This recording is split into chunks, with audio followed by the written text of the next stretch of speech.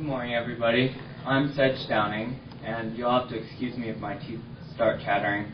Not used to being this cold. It's Texas, right? So we're gathered here today to talk about the National Animal Identification System. I'm sure that many of you agree with me when I say that this is pretty disconcerting that it even has a possibility of becoming a law. However, since it seems possible that it could, I'd like to add my voice to all those who have spoken out against it.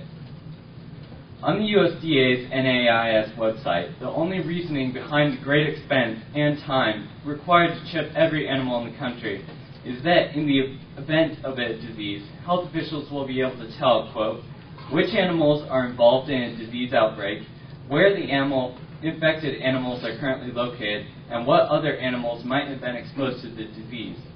It seems an absurdity that the government actually cares about my grandma's hen's high temperature, and even more absurd that this is the only foreseen benefit of the program. Is the huge hassle and cost of putting RFID chips in all livestock worth knowing of a sick goat every once in a while? It seems that this is only an excuse for the real reason of tagging animals.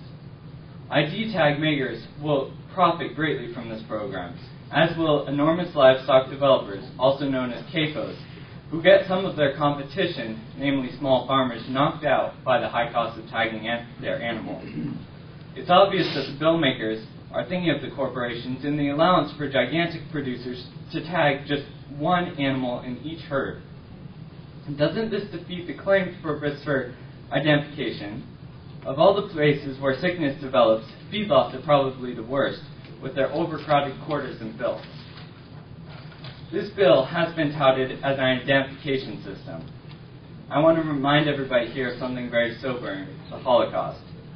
In Germany, at first, all the Jews were simply identified under the guise of national security. Not long after their being identified, they were transported to various places, and after that, 6 million of them were killed. On the surface, identification may seem harmless, but in actuality, it can be the first step in a horrific and disastrous process of identification, relocation, and extermination. We beg you today to stop this process before it goes any further.